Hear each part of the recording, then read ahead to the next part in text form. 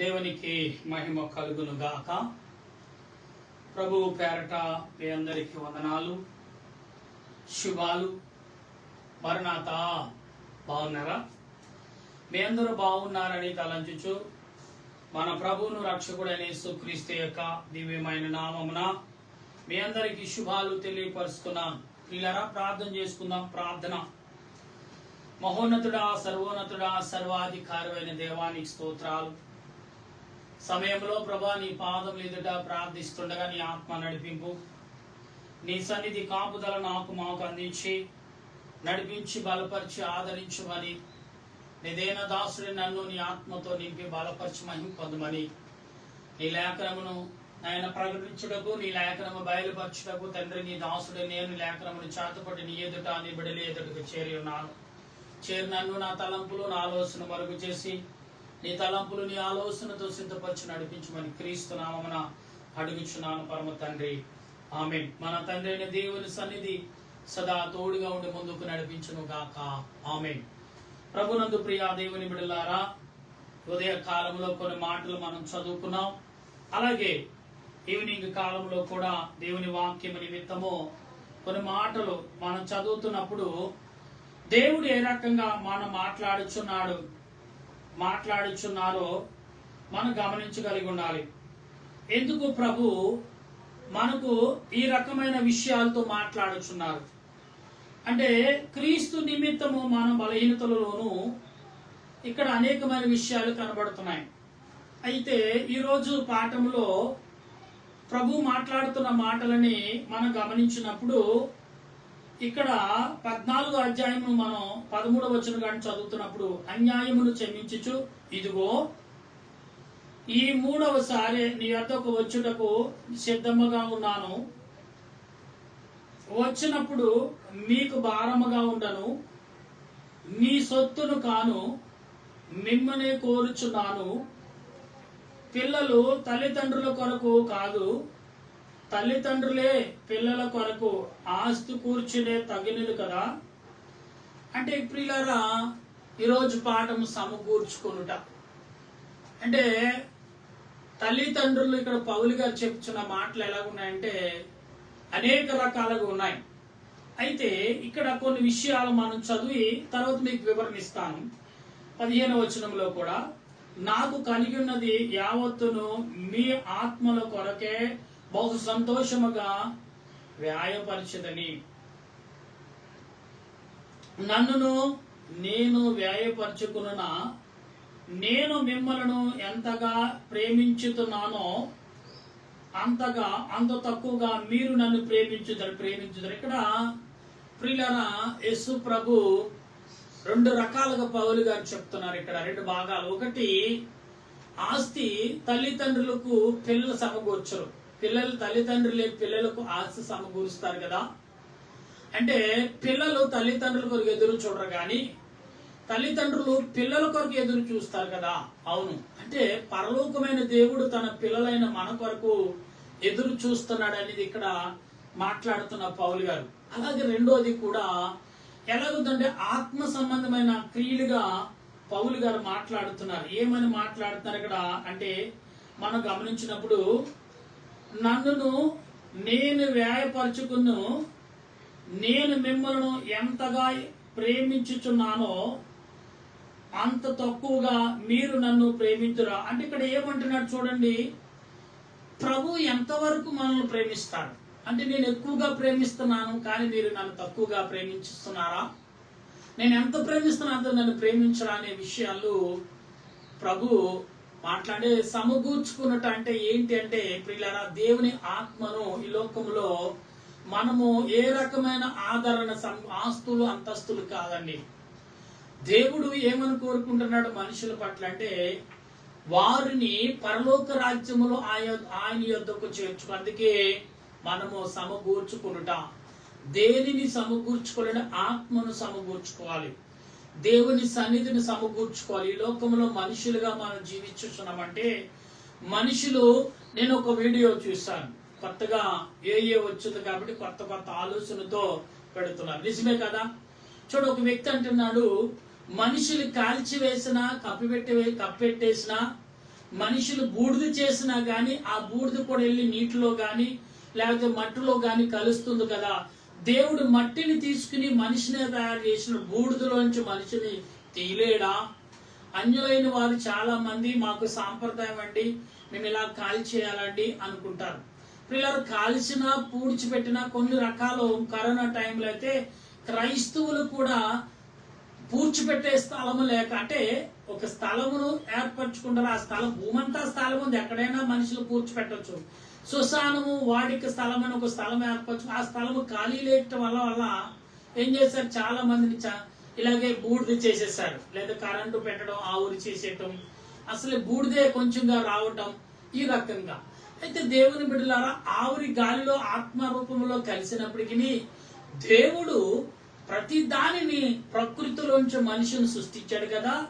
మన్ను అయినది మన్నులో చేరిన కదా అనే రీతిలో మాట్లాడుతుంటే ఇక్కడ ఏమంటున్నాడు, దేవుడు నీ కొరకు ఏదైతే సమకూర్చాడో అది నువ్వు సమకూర్చుకుంటున్నావా అంటే ఆత్మ ద్వారా నిన్ను దేహాన్ని బలపరిచాడు, అలాగ నువ్వు ఆత్మ ద్వారా ఈ లోకంలో నువ్వు బలపడుతున్నావా అనేది ఆలోచన. దేవుని ప్రేమ విషయంలో కూడా పౌలు గారు మాట్లాడు, దేవుడు అమితమైన ప్రేమను చూపిస్తున్నాడు, మనం ఎంత ప్రేమ చూపిస్తున్నాం అంటే పౌలు గారు అంటాడు ఇక్కడ, అనేది అలాగుండనీయుడి, నేను మీకు భారముగా ఉండలేదు గాని యుక్తి గలవాడినై మిమ్మల్ని తంత్రము చేత పట్టుకుంటేనే అని చెప్పుకుందరేమో. ఇక్కడేమని మేము మాయమంత్రాలతో మిమ్మల్ని పట్టుకుంటానని మీరు చెప్పుకుందరేమో. నేను తంత్రములతోనూ మాయమంత్రాలతో మిమ్మల్ని నేను లోబర్చుకోవట్లేదు, దేవుని ఆత్మ ద్వారా మిమ్మల్ని లోబర్చుకుంటున్నాను. అంటే లోబర్చుకున్నట వల్ల ఎంత అవకాశం, దేవుని ఆత్మ ద్వారా లోబర్చుకోవటం అంటే ఎక్కడికి వెళ్ళాలి, మనం దేవుని సన్నిధికి వెళ్ళాలంటే మనం లోబర్చుకోవాలి, దేవునిని చూడాలంటే లోబర్చుకోవాలి, దేవునితో మాట్లాడాలంటే లోబర్చుకోవాలి. ఇక్కడ భక్తులైన వారు లోబర్చుకునే విధానం ఎటువంటిదో, బలపడుట లోబర్చుకునుట అంటే విషయము బలం ఎక్కడి నుంచి సంపాదించి దేవుని యొద్ద నుంచి రావాలి. లోబర్చుకుంటాం అంటే ఏంటి, వాక్యము ద్వారా మనం లోబర్చుకోగలిగి ఉండాలి, వాక్యము ద్వారా ఘనతను పొందగలిగి ఉండాలి, అదే లోబర్చుకోవటం. ఈ లోకంలో చాలా లోబర్చుకుంటాం, ఆస్తంతస్తులు, డబ్బు, బంగారం, వజ్రాలు ఎన్నో రకాలుగా లోబర్చుకుని దాచిపెట్టుకుంటాం. కానీ దేవుడు అంటున్నాడు, దేవుని ప్రేమను దేవుని ఆదరణను మీరు లోబర్చుకుంటున్నారు అనేది పౌలు గారు సూటిగా మనం అడుగుతున్నాడు. ఎందుకంటే ఇప్పుడు ఎలాగో తెలుసండి, మన దేశం ప్రపంచ దేశం ఎంతసేపు ఆదుర్తతో పరిగెడతాం. ఆదుర్త అంటే ఒకప్పుడు గుడిచెలో ఉన్నవారు 10 మందిని కన్నారు, బంగళాలుండి ఆస్తులు సంపాదించిన 2-3తో అని ఒక్కరితోనే బిడ్డలు కంటారు. 3వ మనిషి ఒక 2 కన్నారు, 3వ మనిషి కనమంటే నాకు ఓపిక లేదు, నా శరీరం సహకరించట్లేదు. మరి పూర్వకాలంలో ఒక తాటేకిలో లేదా ఒక పూరు గుడిచో లేదా ఒక పెంకిటిల్లో ఉన్నప్పుడు 10 మందిని కన్నారు, 10 మందిని పోషించారు.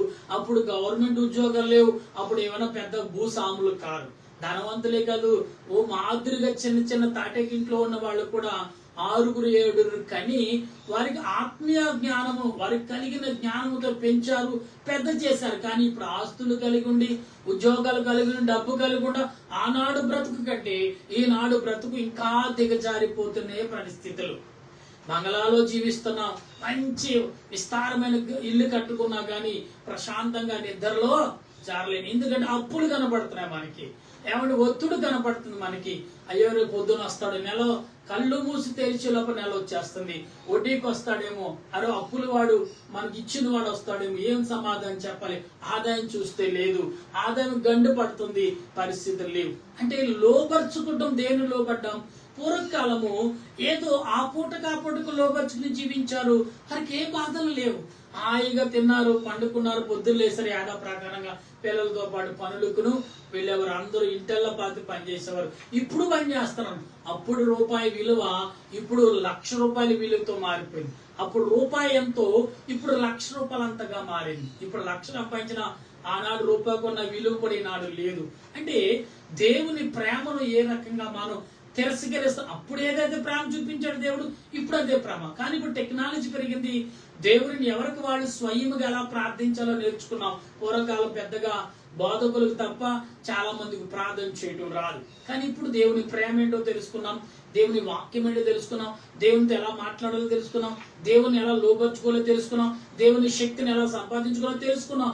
అయినా కానీ దేవుని లోబర్చుకోవట్లేదు, దేవునితో నడవట్లేదు. దేవుని ఆనాడు ఏదో భక్తితో ఉడతా పడతా భక్తితో అయినా కానీ దేవునికి అంటబడి జీవించారు. దేవుడు అంటే ఈ ప్రకృతి కూడా ప్రజలను ప్రేమించింది. ఇప్పుడు ప్రకృతి ప్రజల మీద తిరగబడుతుంది. ఆనాడు ప్రకృతి ప్రజలను ప్రేమించింది, వాళ్ళకున్న దాంట్లో సమృద్ధినిచ్చింది. చూడండి, 1 ఎకరం పొలము 3 గుంచాల భూమిలో కూడా లేదా 2 గుంచాల భూమిలో కూడా చక్కటి పంటను పండి చుట్టుపక్కల ఆ పంట చుట్టూ కూడా విత్తనాలు కాయగూరలు కానీ ఏదో రకంగా బెండకాయలు, వంకాయలు, ఇంకొకటి పండించుకున్నారు. కొబ్బరికాయ పచ్చడి చేసుకుని కొద్దిగా చింతపండు పెట్టుకుని ఇంటెళ్ళ పది తినేవారు. ఇప్పుడు కొబ్బరికాయ పచ్చడి లేదు, చింతపండు చారు లేదు, రోజు మటను చికెను, లేదంటే అలసట, షుగర్లు, బీపీలు, ఏమి తింటున్నామో ఎలా పండు. పూర్వకాలము గెంజి వేసుకుని అంటే అన్నం వంచిన గెంజి కూడా పరవేయకుండా పక్కన పెట్టమనివారు. దాంట్లో మిగిలిన పొద్దుటి కాలం నానబెట్టుకుని చిన్న ఉల్లిపాయో పచ్చిమిరకాయో అప్పుడు దాని గొప్పవారైతే ఆవుగా పచ్చడి పెట్టుకుని తినేవారు మజ్జిగేసుకుని. ఇప్పుడు అన్ని ఉన్నాయి కానీ తెలియని పరిస్థితి. ఎంత దారుణంగా మనం దిగజారిపోతున్నాము, దేవుని ప్రేమలో పడిపోతున్నాము. ఒకసారి లోబర్చుకొని గుణం లేక నష్టపోతున్నాం అనేది పౌలు గారు చెప్తున్నాడు. ఇది చూడండి, ఇక్కడ ఏమంటున్నాడు ఆయన అంటే, అది అలాగుండునేడి, నేను మీకు భారముగా ఉండలేదు గాని, మరలా చదువుతున్నాను, యుక్తి గలవాడినై మిమ్మలను తంత్రమ చేత పట్టుకుంటిని అని చెప్పుదురేమో. నేను మీ వద్దకు పంపిన వారిలో ఎవరినైనాను మిమ్మలను మోసపరిచి ఆశించుకుంటున్న మీ వద్దకి వెళ్ళేటప్పుడు అంటే ఇక్కడ ఏమన్నా చూడండి, మిమ్మల్ని ఎవరినైనా మాయ మంత్రాలతో మిమ్మల్ని ఆశించి మిమ్మల్ని లోబర్చుకుంటున్నాను అంటున్నాడు. లేదు, అయితే ఇక్కడ మరొక మాట అంటున్నాడు, మిమ్మల్ని హెచ్చరించి అతనితో కూడా ఓ సహోదరుని పంపితని తీతి మిమ్మల్ని మోసపరిచి ఏమైనా ఆశించుకున్నా మేము ఒక ఆత్మ వలనే ఒక అడుగు జాడల యందే నడుచుకునలేదా? మేమింతవరకు మా విషయమై మీకు సమాధానము చెప్పుకొనుచున్నామని మీకు తోచనేమో. దేవుని ఎదుటిని క్రీస్తునందు మాట్లాడుచున్నాను. ప్రియులారా, మీ క్షేమ అభివృద్ధి కొరకు ఇవన్నీ చెప్పుచున్నాను. ఇక్కడ ఎందుకు చెప్తున్నాడు? ఇవన్నీ మీకు చెప్పుచున్నాను ఎందుకన్నాడు? పౌలు గారు మాయ మంత్రాలు మనం ఇచ్చారు. ఈ లోకంలో మాయా మంత్రాలు చాలా ఉన్నాయి. అయినా దేనికోసం? పొట్ట కొరకే. దేని కొరకు? పొట్ట కోసం. ఈ లోకంలో ఆనాడు జీవితానికి ఈనాడు జీవితానికి ఏమైనా కంపేర్ చేసుకుంటే ఏమి కనిపించట్లా. ఆనాడు జీవితాల్లో పురుగుడిసెలో ఉన్న హ్యాపీగా జీవించారు. కానీ ఇప్పుడు బంగ్లాలో ఉన్న రోజుకి 10,000 సంపాదించినా, నెలకి 2 లక్షలు సంపాదించినా మనిషికి ప్రశాంతత లేదు. ఎందుకు అంటే, అమ్మ లిక్విడ్ ఇచ్చేయమ్మా. ఎందుకు అంటే, దేవుని యొక్క ఆలోచనలో, దేవుని యొక్క తలంపుల్లో ఏ రకంగా మనం ఉన్నాం, దేవుని యొక్క ఆలోచన క్రియలకు నీళ్లు కదా కాసేపు, దేవుని యొక్క ఆలోచనలో ఏ రకంగా ఉన్నాం మనం అనేది మనం ఒకసారి ఆలోచించాలి. పౌలు గారు అంటున్నాడు, మేము మంత్రాలతో తంత్రాలతో మిమ్మల్ని నేను మాయపరచ, దేవుని యొక్క లోబడాలి, దేవునికి ఎలా లోబడితే మనం అలా జీవించుతాం అనే మాటలు ఇక్కడ ఏమంటున్నాడు ఆయన అనగా, ఒకవేళ నేను వచ్చినప్పుడు మీరు నాకు ఇష్టలుగా ఉండరేమో అనియు, నేను మీకు ఇష్టడుగా ఉండునేమో అనియు, ఒకవేళ కలహమును, అసూయు, క్రోధములను, కక్షలను, కొండములను, గొసగొసలాడుటనియు, ఉప్పొంగుటయు, అల్లర్లను ఉండునేమో అనియు, నేను మరలా వచ్చినప్పుడు నా దేవుడు మీ మధ్యన నన్ను చిన్నబుచ్చునేమి అనియు మునుపు. ఇక్కడ అంటున్నాడు చూసారా ప్రియులారా, ఏమంటున్నాడు? మరలా చూసి తాము జరిగించిన అపవిత్రతను, జారత్వమును, పోకురు శాస్త్ర నిమిత్తము మారు మనసు పొందని అనేకులను గురించి దుఃఖపడవలసి వచ్చునేమో అని భయపడుచున్నాను. చూసారా? అంటే ఇవాళ మనుషులు ఎలాగున్నారంటే ఎంతున్నా గాని ఆశ తీరదు, ఎంత సంపాదించినా కరువు తీరదు. ఒంటి నిండా బంగారం ధరించుకున్న స్త్రీ అయినా భర్తని అది లేదు ఇది లేదు అంటది.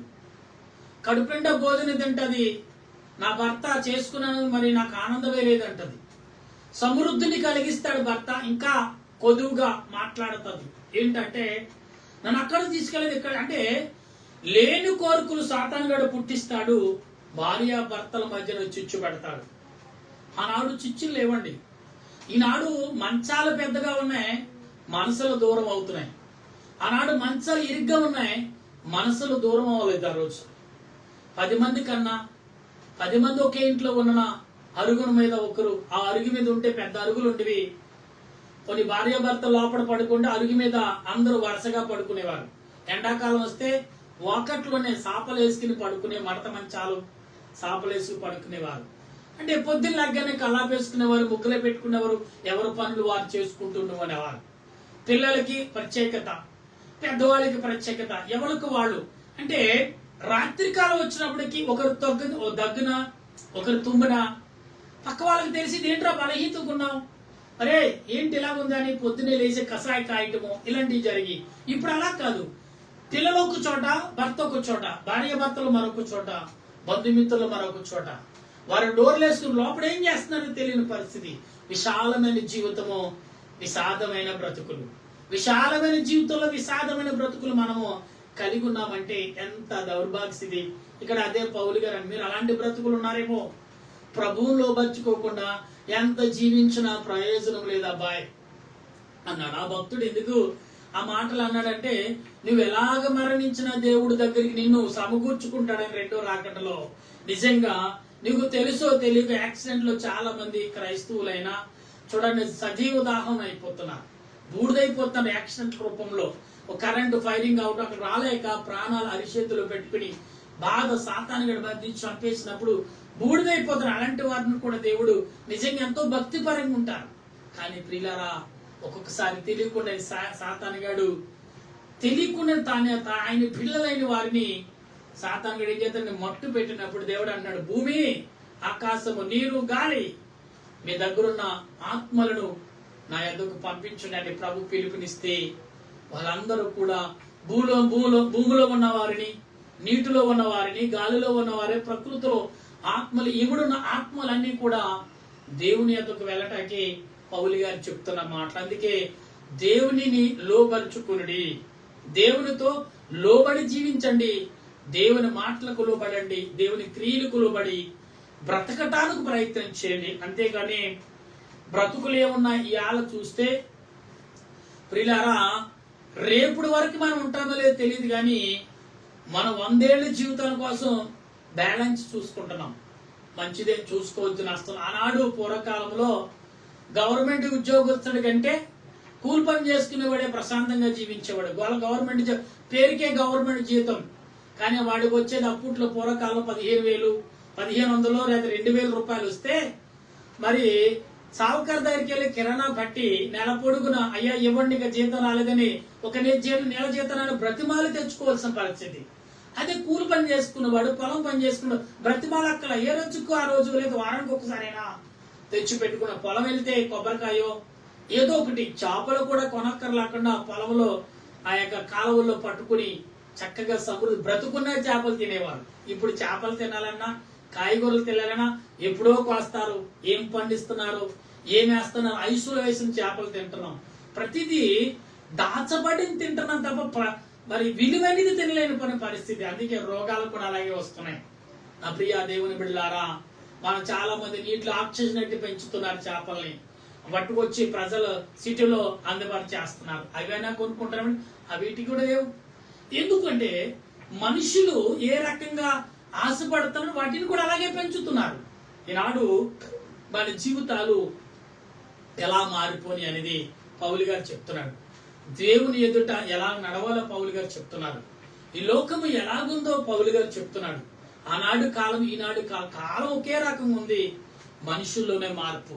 ప్రియులారా మనసులు విశాలంగా ఉన్నాయి కానీ మనుషులు విశాలంగా ఉంటున్నారు కానీ మనసులు విశాలంగా లేవు. చూడటానికి మనిషి విశాలంగా కనపడతాడు కానీ మనసులు విశాలం లేవు. భార్యకు భర్తకు విశాలం కనపట్ల, తల్లిదండ్రులకు విశాలం లేదు, కుమారుడు కొడుక్కి పిల్లలకు విశాలం లేదు. నిన్న ఉదయకాలం వారి వార్త విన్నాం, కొడుకు సెల్ ఫోన్ కొనలేదని. ప్రియులారా, ఏమండి, ఆ పెద్ద ఎత్తైన కొండకి ఎక్కి నేను దూకేస్తాను, ఐఫోన్ కొనమన్నాడు, కొనలేదు.